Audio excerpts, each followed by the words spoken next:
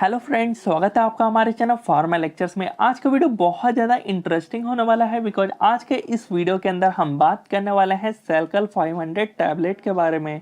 तो जैसा कि यहाँ पे आप देख ही सकते हो, ये जो टैबलेट है सेलकल 500, इसके अंदर आपको कैल्शियम के साथ विटामिन D3 देखने को मिलता है। तो अगर किसी के भी बॉडी के अंदर ना कैल्शियम या विटामिन D3 की कमी है तो उसके लिए ये टैबलेट बहुत ज़्यादा असरदार है, बहुत अच्छे से सूट करता है और इनकी रिक्वायरमेंट को फुलफिल करता है।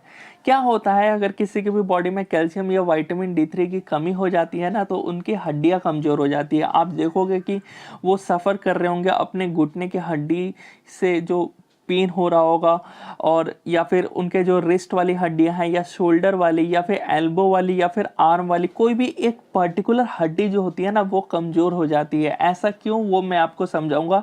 बिकॉज ऐसा मैं नहीं बोल रहा हूँ कि पूरे शरीर की हड्डियां जो है वो आपकी कमज़ोर हो जाती है, नहीं, किसी भी एक पर्टिकुलर जो हड्डी होती है ना वो वीक हो जाती है। वो मैं आपको समझाऊंगा ऐसा क्यों होता है इस वीडियो के अंदर।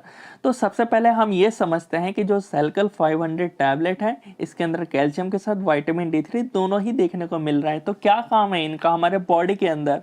तो कैल्शियम क्या काम करता है हमारे शरीर के अंदर? सबसे पहला फंक्शन होता है हमारे हार्ट के लिए, बहुत बेहतरीन काम करता है कि हार्ट हमारा कॉन्ट्रैक्ट करता है और हमारे मसल्स भी जो है वो कॉन्ट्रैक्ट कर पाते हैं, जिसकी वजह से हम मूव कर पाते हैं कॉन्ट्रैक्शन की वजह से इधर उधर जहां मर्जी।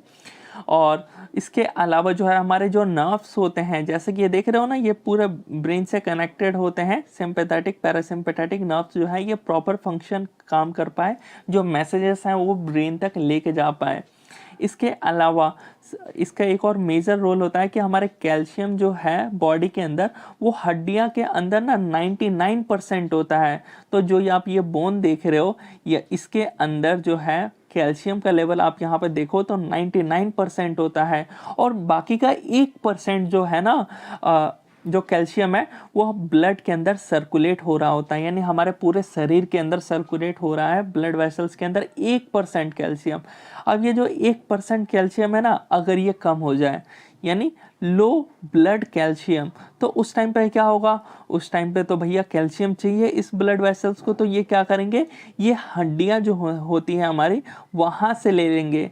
तो अगर समझो कि जो ये ब्लड वेसल्स हैं इनको रिक्वायरमेंट हो गई हमारे कैल्शियम की, तो इन्होंने क्या किया, अगर आपने आपके जो नी वाला है, नी यानी पैटेला वाला रीजन है, लेग्स वाला, जैसे कि स्टार्टिंग में ही मैंने आपको समझाया था, ये वाला रीजन है, अगर यहाँ से ये लोग कैल्शियम इस वाली हड्डी में से ले लेंगे ना अपने ब्लड वेसल्स के अंदर, तो ये वाली वीक हो जाएगी।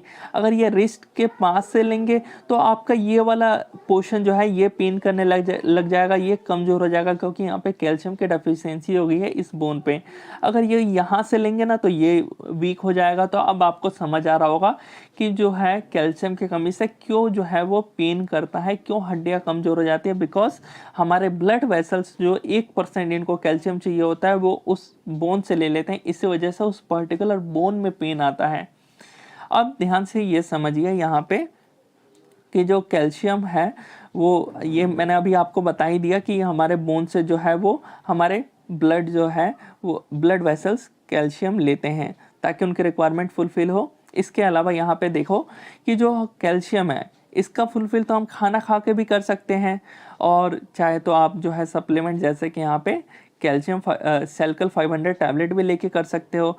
बट क्या क्या होता है कि डायरेक्ट सिर्फ कैल्शियम लेने से ना हमारे बॉडी के अंदर ये कैल्शियम जो है वो लग नहीं पाएगा। जितना भी कैल्शियम लेंगे ये शरीर में लग नहीं पाएगा। क्यों नहीं लग पाएगा?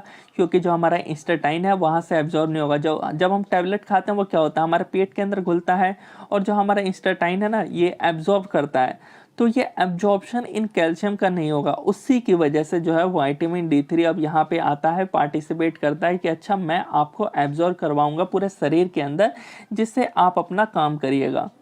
तो फाइनली यहाँ पे जो हमारा विटामिन D3 हम इसको जब लेते हैं, इन टैबलेट्स को खाएंगे, तो सबसे पहले ये हमारे लीवर के अंदर जाएगा और कैल्सीडायोल में कन्वर्ट हो जाएगा, जो कि मेटाबोलाइज हम कहते हैं। लीवर क्या करता है, मेटाबोलाइज करता है, और एक्टिव फॉर्म में आ गया कैल्सीडायोल से, फिर किडनी के जरिए कैल्सीट्रायोल में कन्वर्ट हो गया। अब जब ये कैल्सिट्रायोल जो कि एक एक्टिव फॉर्म है, ये हमारे विटामिन D3 का है, तो ये क्या काम करेगा, ये स्मॉल इंस्टेटाइन पे काम करेगा, जिसकी वजह से अब ये बोलेगा कि भैया अलाउ करो कि जो कैल्शियम्स है वो अंदर आ पाए।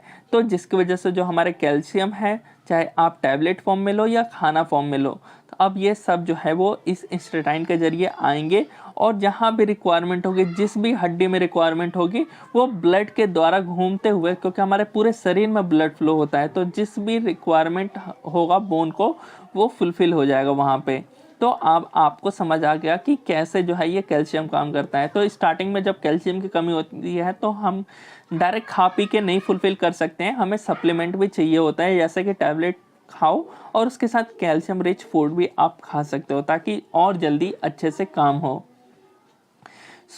जैसे कि यहाँ पे आप देख ही सकते हो, एक हेल्थी बोन कुछ इस तरीके से, और जब ओस्टियोपोरोसिस हो जाता है तो कुछ इस तरीके से देखने को मिलता है आपको हड्डियाँ, जब आपके हड्डी के अंदर कैल्शियम की कमी हो जाती है। तो उसके अलावा जो है हाइपोपैराथायरॉयडिज्म में भी इसका यूज़ किया जाता है, इस सेल्कल 500 टैबलेट का। बिकॉज क्या होता है इस टाइम पे, जो हमारा यहाँ पे आप देख रहे हो थायराइड ग्लैंड है, इसके अंदर पैराथायरॉयड हार्मोन जो होते हैं वो क्या काम करते हैं, वो रेगुलेट करने का काम करते हैं इस कैल्शियम को, कि भैया इस हड्डी को चाहिए, कैल्शियम को यहाँ पे रेगुलेट कर दिया, मतलब एक तरीके से पहुँचाने का काम कर रहे हैं कि भैया इतना कैल्शियम की रिक्वायरमेंट है, ये फुलफिल हो जाए।